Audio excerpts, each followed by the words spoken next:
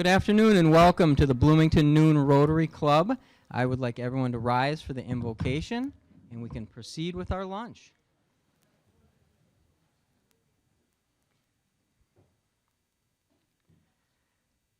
Heavenly Father, on this cold wintry day, we are mindful of the comfort and warmth of home, family, friends, fellowship around these tables, and the channel of outreach of good through Rotary throughout the world and many countries.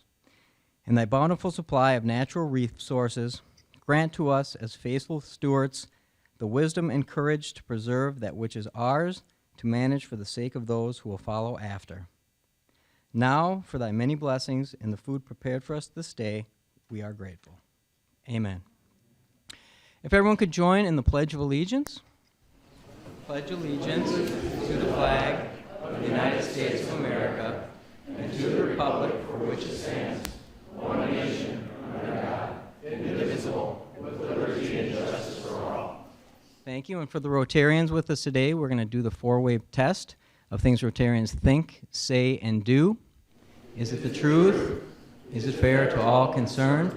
Will it build goodwill and better friendships? Will it be beneficial to all concerned? Please be seated. And with that, I'm going to welcome Don Stiles to the stand, and he's going to present our program and thank our other volunteers today.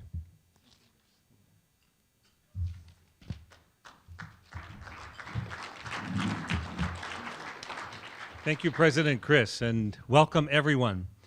As Chris said, I'm the chair for this year's Kennedy Strive, and I want to welcome you all to this annual Rotary Strive Career Day Luncheon. Our goal is to share information with you by exposing you to events like this and by talking with professionals familiar with the careers that you sat at today. We're hoping that you'll learn some inside facts about these careers or careers in general, so that you are better prepared for life after high school. Now, the proof is in the pudding, so students, did you learn something new today? Show me with a show of hands. What happened at this table here? Okay. Now, they told jokes, right. Now, Rotarians, did you learn something, Rotarians? Okay, all right, because I tell you, every Strive meeting, I always learn something from the students, so thank you all. Now, before we introduce our keynote speaker, I would like to recognize and introduce some of our guests today. Besides our Bloomington Noon Rotarians, we have one of our Rotarians is the superintendent of Bloomington, Les Fujitaki. We have a variety of school staff as well, but first, I'd like to introduce our Bloomington Noon Rotarians. We have 31 Rotarians in our club that help out in some way with Strive. So I'd like to especially recognize 3 of those individuals who are there multiple times. And if they would stand up, Terry Steyerwalt, Bob Erickson, and Jim McDonald. Please stand and be recognized.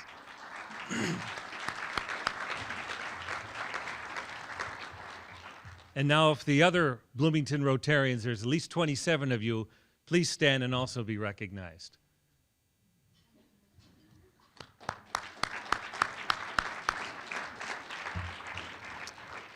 From our Daymakers Rotary, that's the morning Rotary group, we have Greg Marguerite, the Strive Chair. Greg, would you please stand?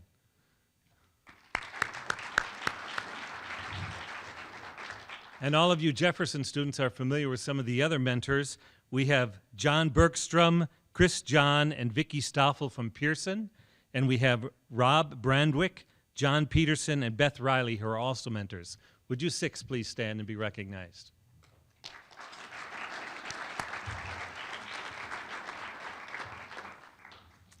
Now, we all know that Strive couldn't succeed without the collaboration that we have with the high schools. And we have some wonderful high school staff here. From Kennedy, we have Megan Wilright, the student dean, and Rosa Flores, a counselor. Would you please stand?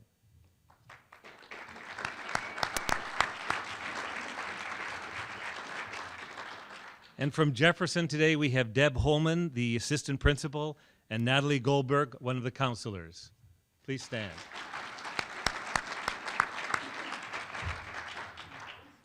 We also have a couple of additional guests who came to enhance some of the careers that we have here, and they are Timothy Hepner from the Minneapolis Police Department, Tyler Retzner, and Steve Myra from Cogent Communications. Would you three please stand?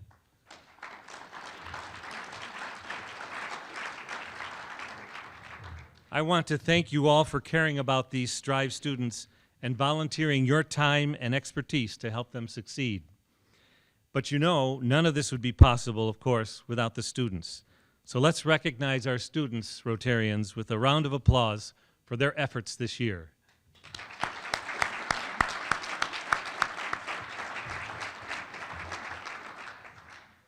Now you all got your exercise, right? That brings us to our keynote speaker today, Joe Cavanaugh. Joe is a nationally renowned speaker who promotes values and personal character. He has spoken at the Nobel Peace Prize Forum, numerous school functions, and teacher conferences throughout the country, sharing his passion for youth. Joe founded Youth Frontiers in 1987. This organization builds positive school communities. Youth Frontiers has impacted more than 1 million students since its initiation, helping students thrive in their lives rather than just survive. He has been featured in several local national media, including a 90-minute PBS TV special entitled Respectfully, Joe Cavanaugh. General Colin Powell recognized Joe as being a, quote, leader in our nation's effort to rescue Americans' young people. Joe received his BA in Humanities from St. John's University up in Collegeville. He lives in Edina with his wife Jane and their daughter. He serves on several committees and boards at St. John's and the Catholic Charities in St. Paul, Minneapolis. His remarks today are entitled, Commit to Character, and he will be following up afterwards with questions, so students come up with some questions while he's speaking. Please give me a warm welcome for Joe Cavanaugh.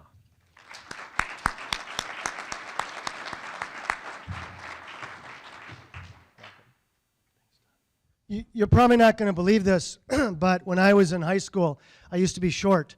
And it was kind of, okay, I know I'm still short. You know, Alex is going, you still are short. I know, but it's not my fault. It's my mom's fault, okay?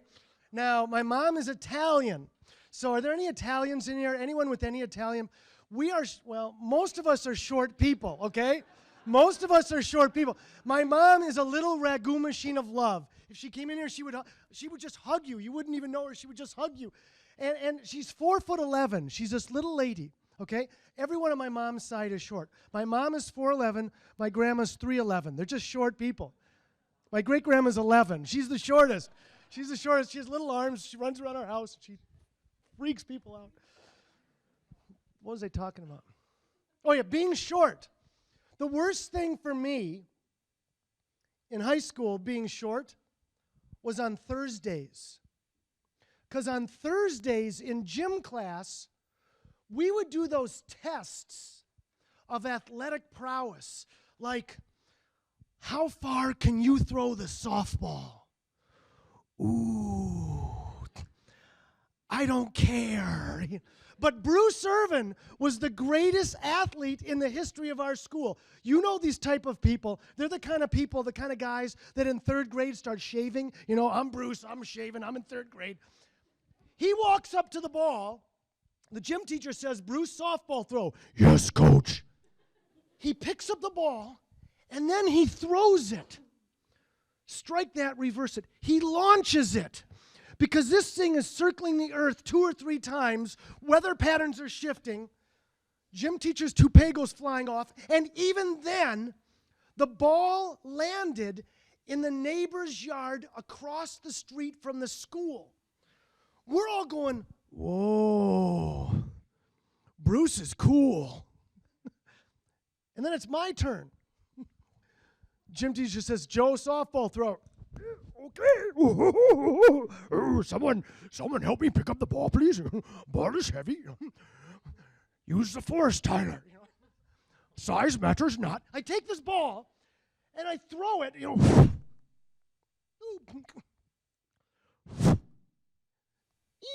And it would always take a bad bounce, after it landed. Bink. It went about that far, and all of a sudden,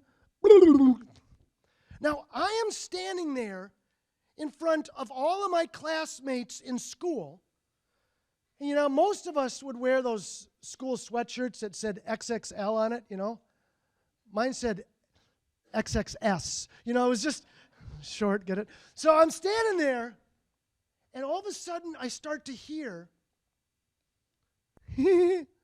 Joe's a geek.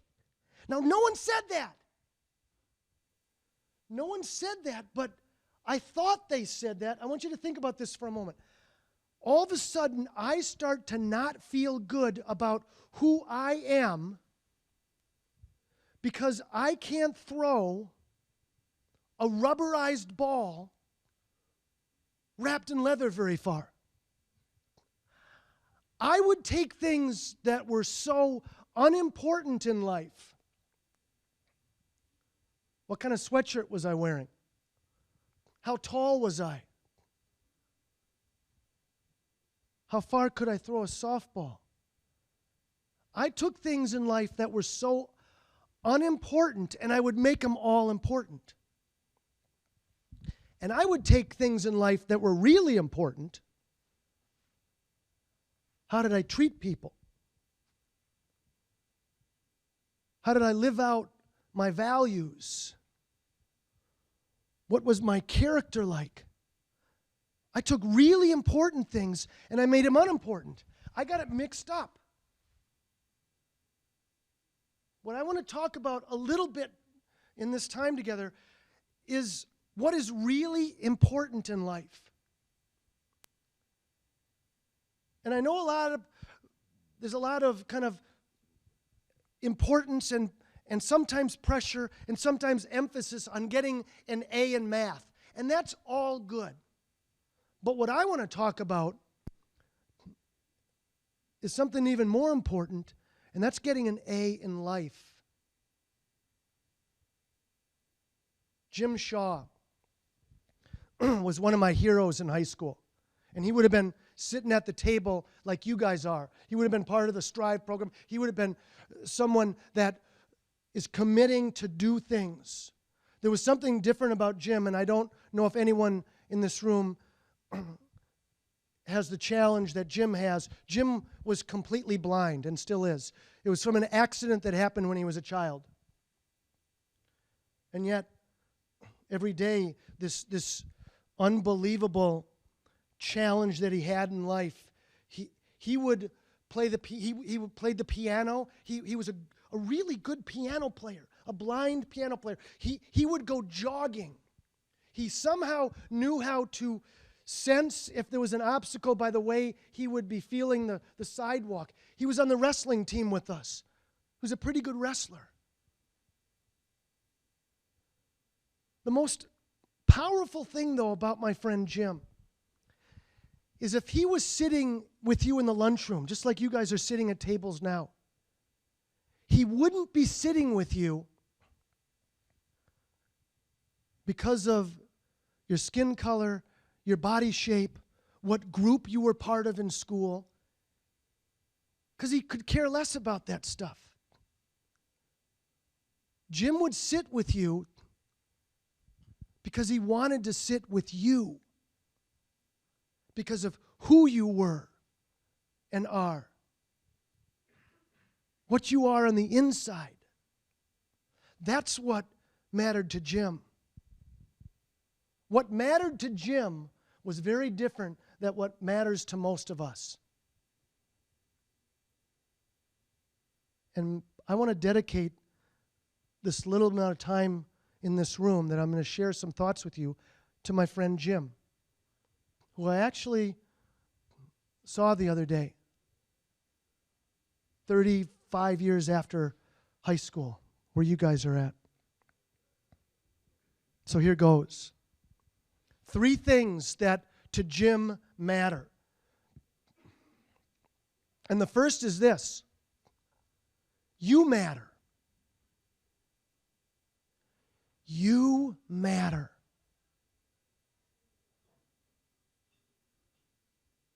When I was in school, one of the most powerful things that would happen to me was to watch how some people in school actually started to believe that they didn't matter and how it unraveled their lives. All they saw was what they didn't like about themselves. It was kind of like you got a math test back, and the teacher says, "Very good, Joe, 97, best score in the class." And you get a 97, and some people, all they're doing is, 97, 3 wrong. Joe, it's a 97, it's the best score in class. Yeah, but 3 wrong. I want a 98. Now, some of us don't do that. Some of us, you get the test back, teacher says, "Here's your test," and you look at it and you go, "Whoa, 3 right." Excellent. Better than last time. Last time I just got a 2. And that's just a test. But for some of us, that's how we look at life. We're getting ready to come to this luncheon today, and we're kind of looking in the mirror, and all we're saying is, yuck, look at me. I'm too tall. I'm too heavy. I'm too skinny. I'm too short. I have too many zits. I don't have enough zits. I don't know, No matter what it is, you don't like it. You're looking in the mirror, and for some of you in here, all you are saying is 3 wrong, but 97 right. 97 right. You matter. There's good in you. And for some of you in here, not all of you, and this can be to the oldest person in this room to the youngest person in this room, it's about start believing that you are good enough, that you matter.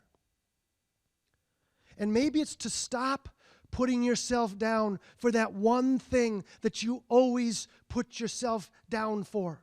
That one thing that if only I didn't have that, I would, just to stop doing that.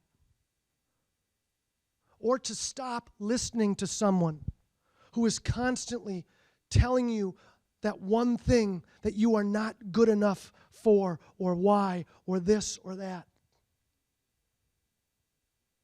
As hard as it is to turn that sound off. Or for some of you in here, maybe it's to start to choose to be in relationships, to start to look at your relationships today. And if you are in relationships that pull you down, that somehow communicate to you that you don't matter, to start choosing new relationships. Because there are people, and I work with schools every day, and I see unbelievable young people who want to build people up. And some of you are in this room. Some of you build people up. And some of you in this room, you need others to build you up. Choose those people to hang out with on a Friday night, or on a Thursday morning,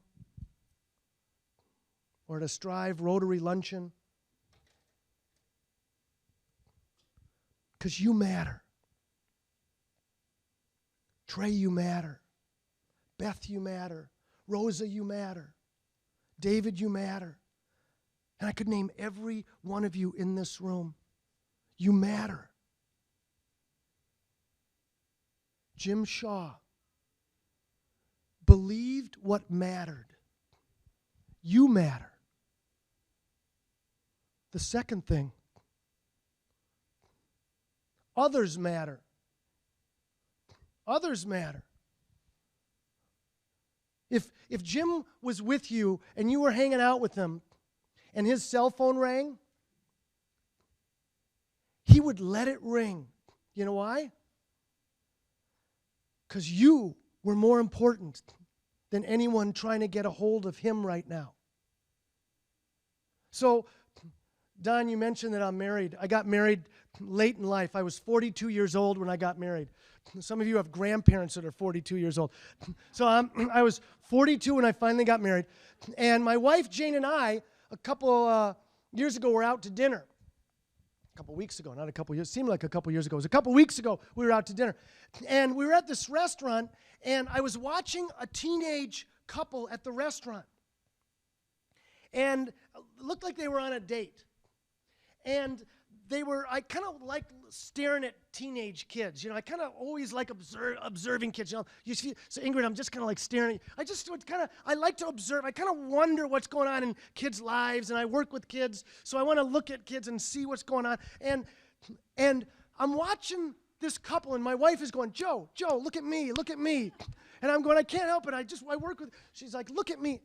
The whole time on this date, the girl was yapping on her cell phone the whole date, the whole time. And this poor boy was sitting there. He's like eating his curds and whey, going, you know. I wanted to walk up to him and tiptoe up to him and tap him on the shoulder and go, hey, find another date. It's a bad omen for the future. Others matter. When you are with someone, do you show them that they're the most important person in the world? Or is something else or someone else more important than who you're with? Are you giving the people that you are with the respect they deserve? The people sitting next to you right now? The person in front of the classroom that's dedicating their lives to make your life better? A family member? A grandparent? A brother, a sister? Do you show others that they matter? Because they do. If someone gave you a grade in respect, not in math, what grade would you get? Here's a little test. How do you treat the least popular person in your school? How do you treat the kid on that bus that everyone makes fun of? How do you treat the teacher up in front, or the adult in your school that maybe doesn't relate as well to kids as others do? How are you treating others? Here's another test. When your cell phone rings, when you're with someone, what do you do? Do you let others know that you are with, that they're the most important person?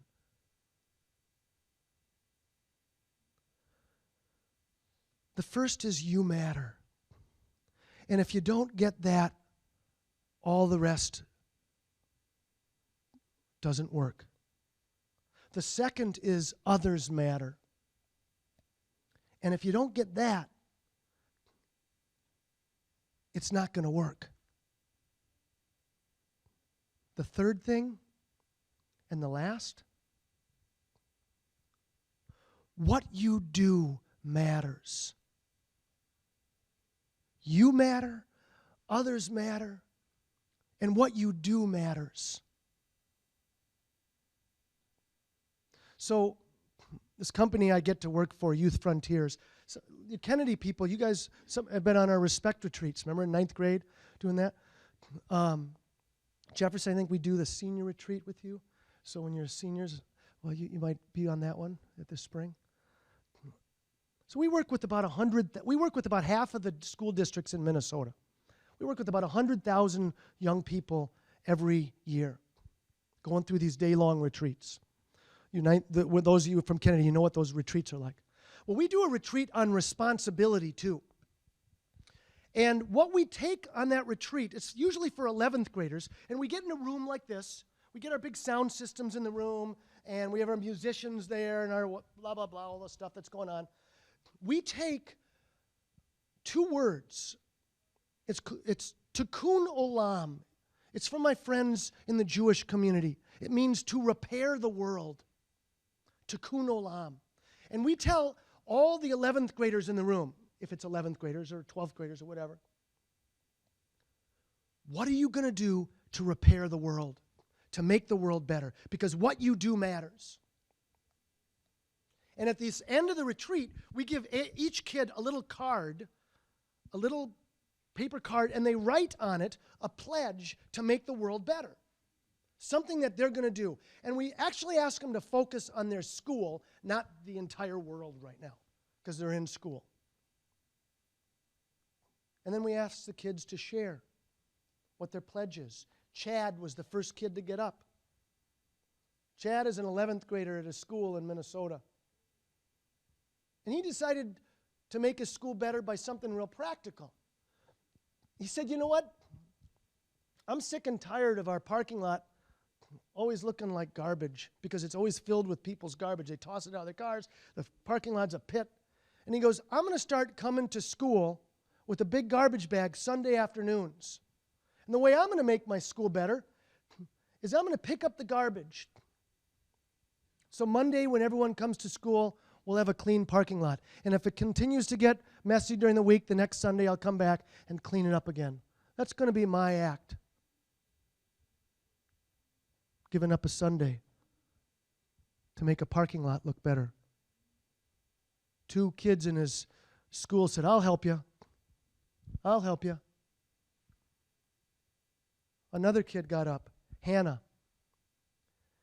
Hannah said, you know, there's a group of Somali kids that have come to our school, and no one is mean to them.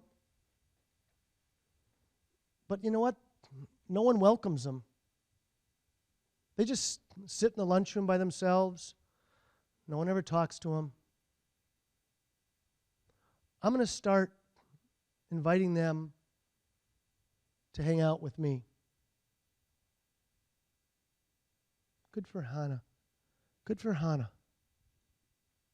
Reaching out to others to make her school a better place. And then Maya got up. Maya's this tough young woman. And she walked in the middle of the room and she picked up the microphone and she said, you know what? There's a kid in my science class, Jason. Those of you at my school, you know who he is. We make Jason's life miserable. We don't ignore him. We make his life miserable. School is his torture chamber. Tomorrow that stops for me. And tomorrow, when Jason walks into science class, I'm going to say, hi, Jason, how's it going? Because my commitment to make my school better is to make Jason's life better. And then she looked at everyone in the room, about 120 other students, and she pointed her finger at all of them, and she said, I dare all of you to make Jason's life better too. Wow. 3 high school students, 3 different acts of responsibility to make the world better, to make their school better.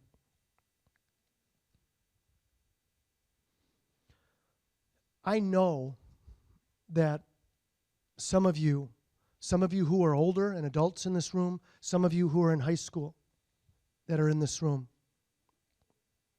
come from pretty tough lives. And some of the stuff that you have had to endure and deal with isn't fair, isn't right.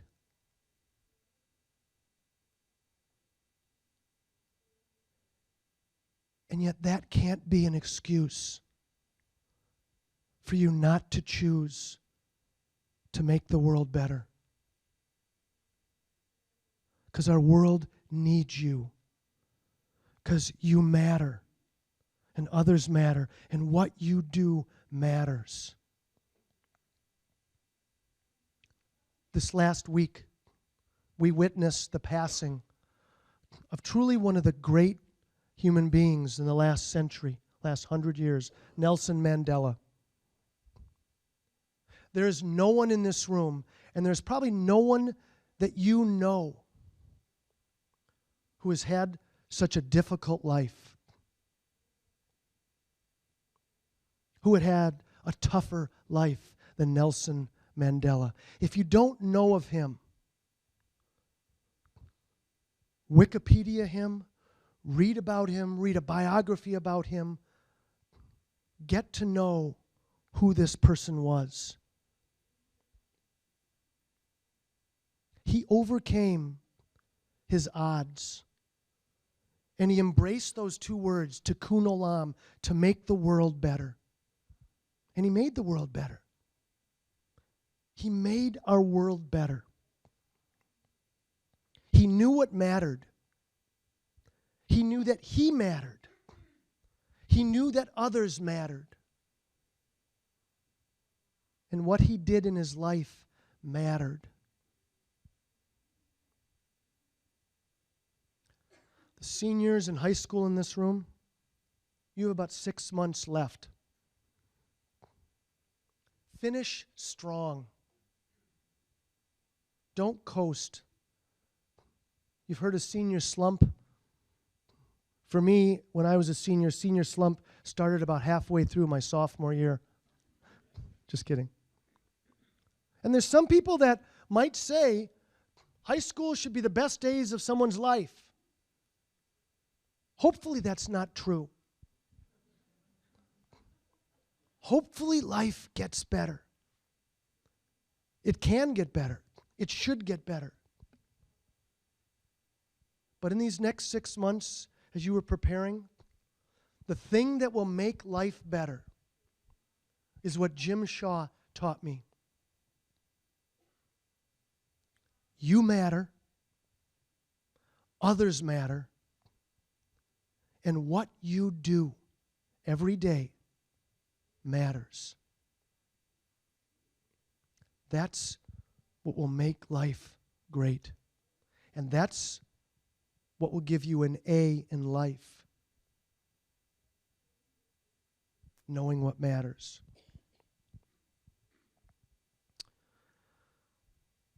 I want to thank you just for the privilege of being able to share a few thoughts with you on a cold Thursday. Ron, Don, do you want me to open up for a few questions? Do we have a few more minutes? I can spend another 4 minutes left? Great. Any comments or questions? It's Monday? What did I say? To me, it's Thursday. It's Thursday somewhere in the world, isn't it? No? Wait. Thursday, Monday. Thank you. I didn't have my cup of coffee this morning.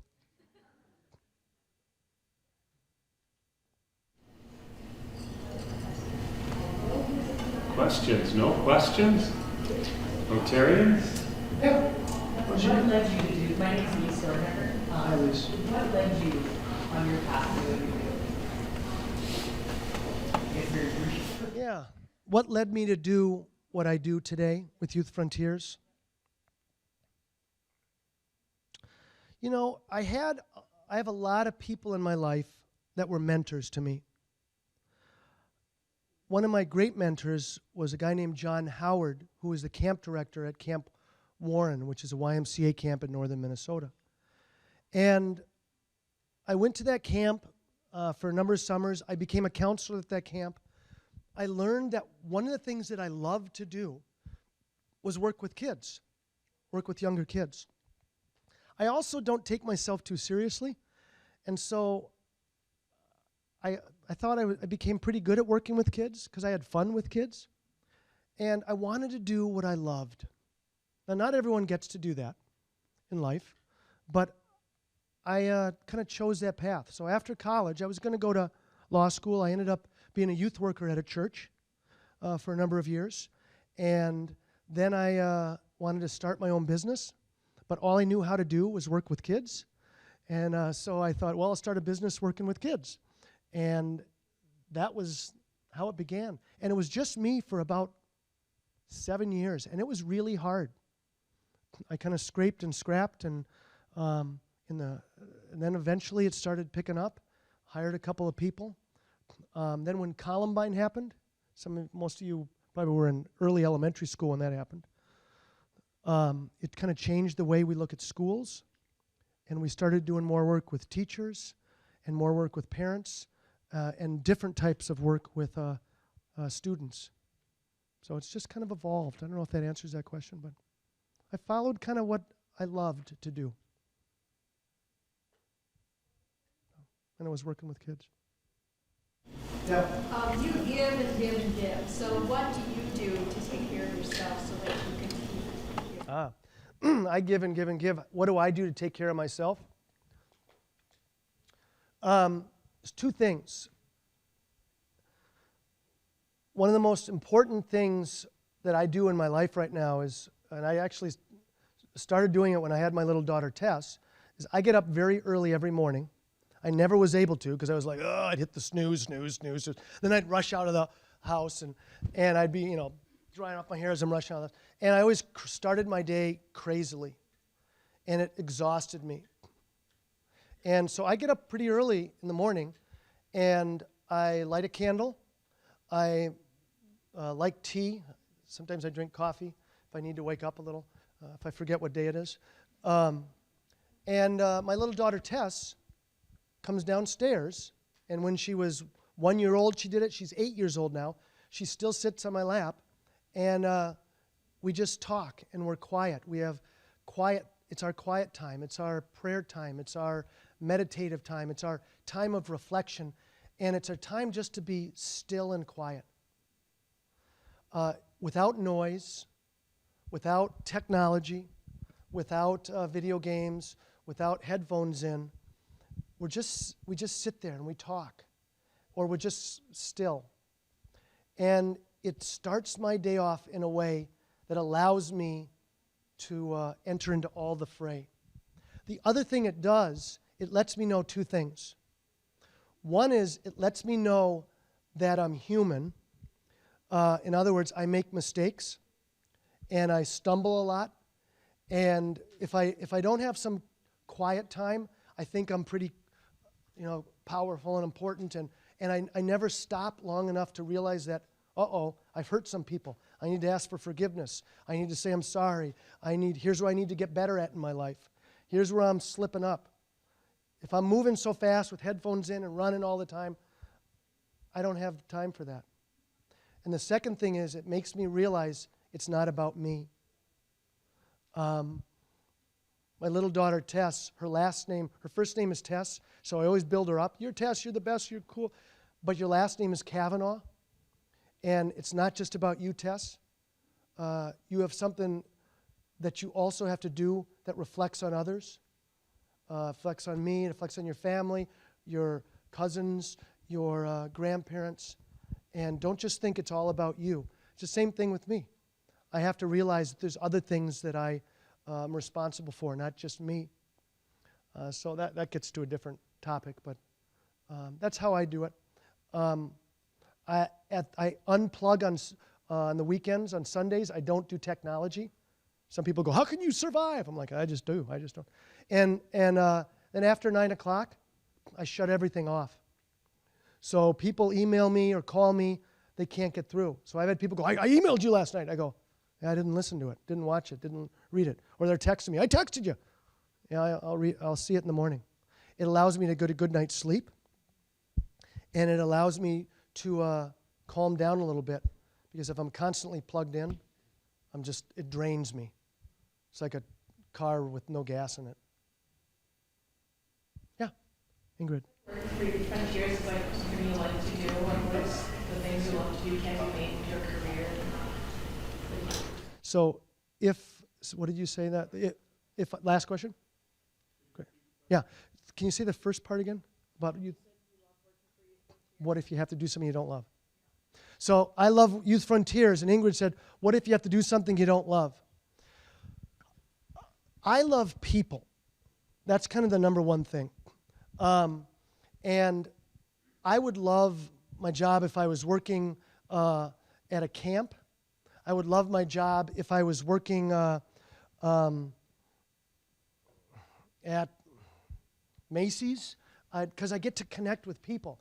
If I was working at a restaurant, being a server, a waiter, I would have so much fun goofing around with the people at a table. I might not get tips because I'd be goofing around too much, but I would have fun with it. So for me, it's the way I look at people. I ended up happening to choose also to do something that I feel is rewarding for me. I feel like I'm making the world better. But even if it was like my brother is a carpenter and he works by himself, but he loves what he does. He's an artist, and he makes some of the most amazing cabinets and remodeled our kitchen. And it's like, oh my gosh, I have to call him to figure out how to screw a light bulb in. But he loves his work because he knows what he's doing is making the world more beautiful.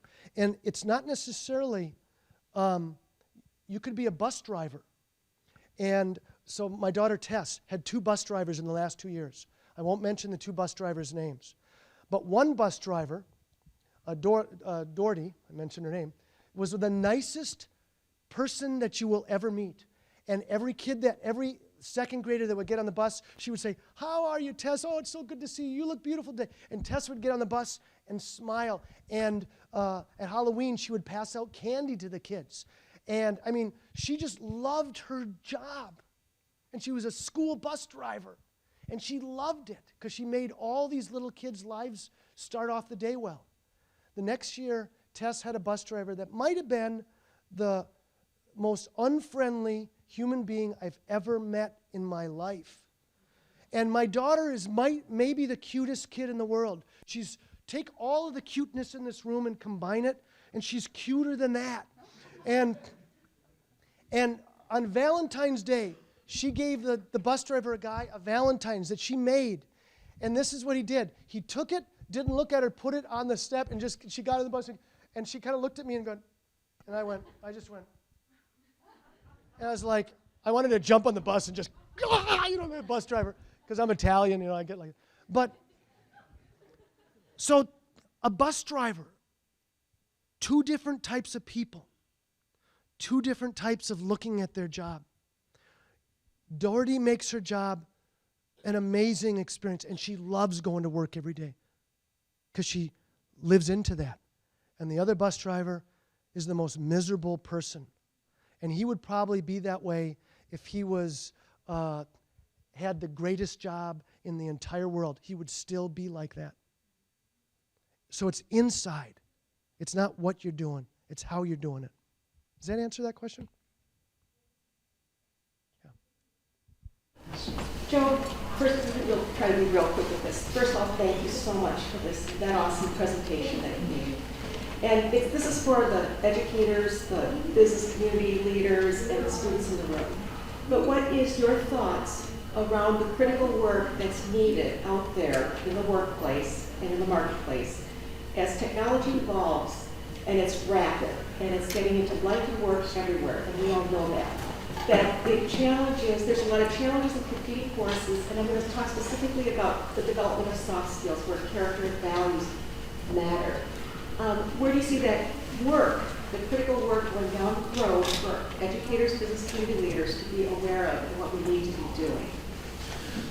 The number one indicator for any of your success in life, the research is showing, it's character. It's self-discipline, it's grit, it's character. It's not how smart you are. It's how wise you are. The issue in the workplace that I think, and in the faculty lounge, in the corporate boardroom, around relationships with friendships in high school hallways, is around trust. The term's relational trust. If people don't trust each other, everything unravels. economic systems unravel, teams unravel on a basketball court, relationships unravel if you don't trust the person. Friendships unravel. They're finding the research around schools. The number one indicator for academic performance is not referendums that pass. It's not the hottest curriculum out there. It's not student-teacher connection, which surprised me. It's relational trust connection amongst school staff. Corporate leaders get that around how do business people trust each other. Coaches get that around teams. How does the team work together? It's the same thing in schools. So I'm around school staff. How do we trust each other? And we got to put more energy into relationship, into having conversations versus emails and texts, because it's hard to build that. That's why cyberbullying is going up. That's why lack of connection is happening. So it's about trust. Thank you very much, Joe. Everyone, big round of applause. As a token of our appreciation, we'd like to have the Rotary pen. Thank you. Thank you very much for joining us. Thanks. Thank you so much. Thank you, everyone. I'll be around a while if anyone wants to connect. Again, I'd like to say thank you very much for joining us today. I hope you had a fantastic lunch. I look forward to hopefully seeing some of you again, and I wish you the greatest success in the upcoming year, graduation, and into the future. So with that, I'd like to say thank you again. Engage Rotary, change lives, and have a wonderful day. Thank you.